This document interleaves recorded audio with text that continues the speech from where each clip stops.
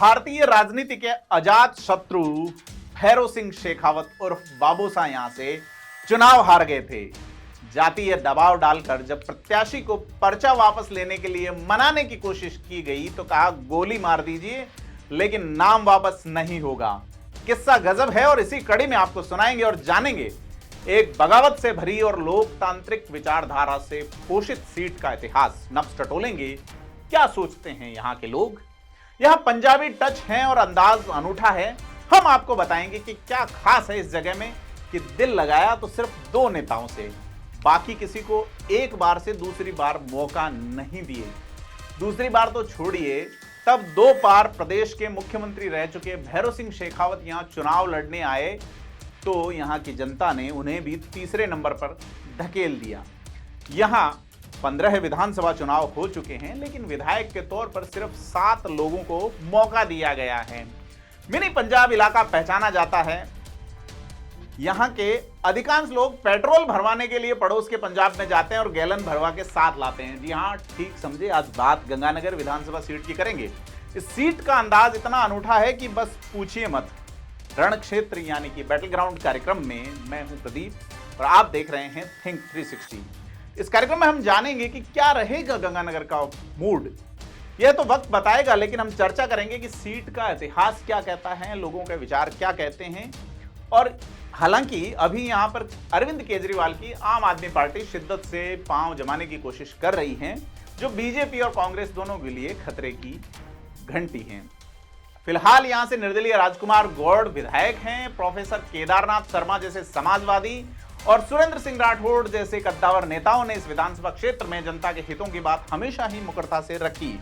हिंदुस्तान और पाकिस्तान के सरहद के नजदीक वाली यह सीट पंजाब से सटी है और करणपुर, संगरिया, पीलीबंगा, हनुमानगढ़ विधानसभा क्षेत्रों की सीमा साझा करती है। फिलहाल बीजेपी के निहाल चंद मेघवाल यहां से लगातार सांसद बन रहे हैं।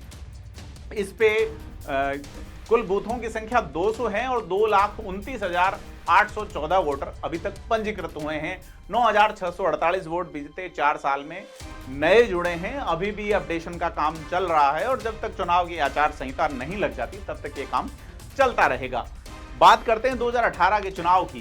बीजेपी ने विनीता आहूजा को अपना उम्मीदवार बनाया तो कांग्रेस ने अशोक चांडक को, परंतु लोगों ने चुना राजकुमार गौड़ को।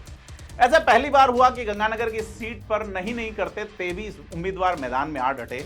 मुकाबला लगभग त्रिकोणीय रहा। तीसरे नंबर पर बीजेपी रही। मार्जिन वोट से ज्यादा तो 5वें नंबर पर रहने के बावजूद बसपा के प्रहलाद राय टांक ले गए। 14,834 वोट उन्हें मिले, जबकि जीत का अंतर 9,180 ही था।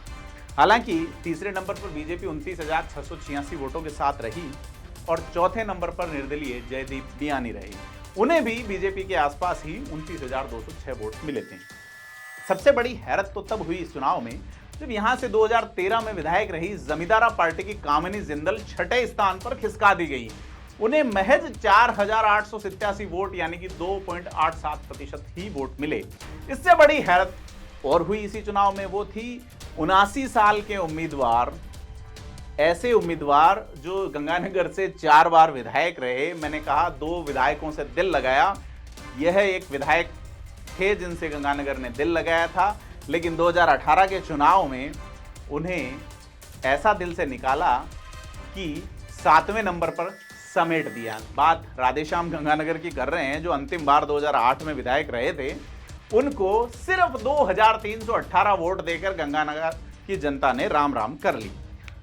6ठे और 7वें वाले उम्मीदवार ने 5 साल पहले ही, यानी कि राधेश्याम गंगानगर जो कि 7वें नंबर पे रहे, 6ठे नंबर पे जमींदारा पार्टी की कामिनी जिंदल थी, इन दोनों ने 2013 के विधानसभा चुनाव में 1,18,652 वोट पाए थे और दोनों आपसी टक्कर में रहे थे। लेकिन इस बार वोटों की संख्या अंगुलियों पे गिनाने लायक भी नहीं रही।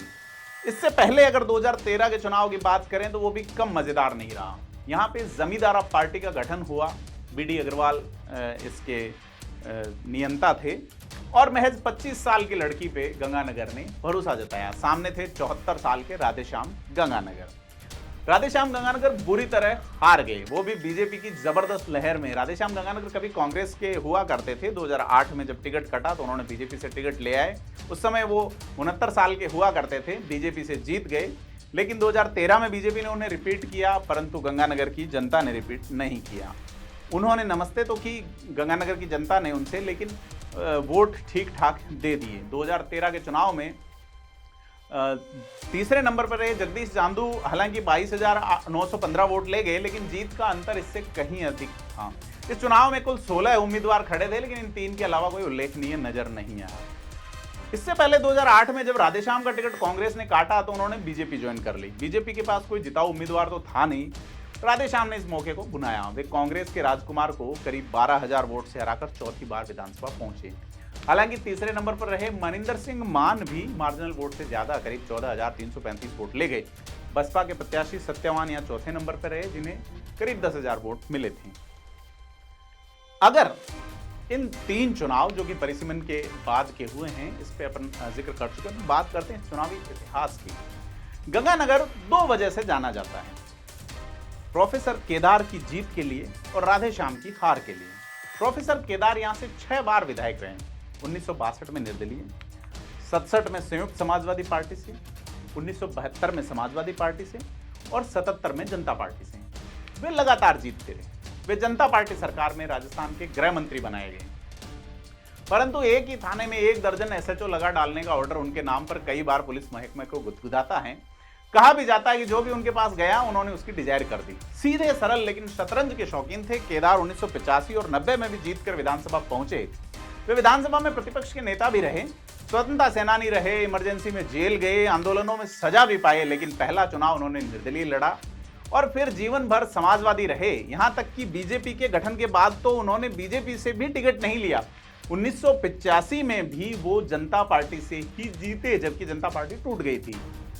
1990 का चुनाव उन्होंने जनता दल से जीता। प्रोफेसर केदार ने राधेश्याम को लगातार 3 बार हराया था।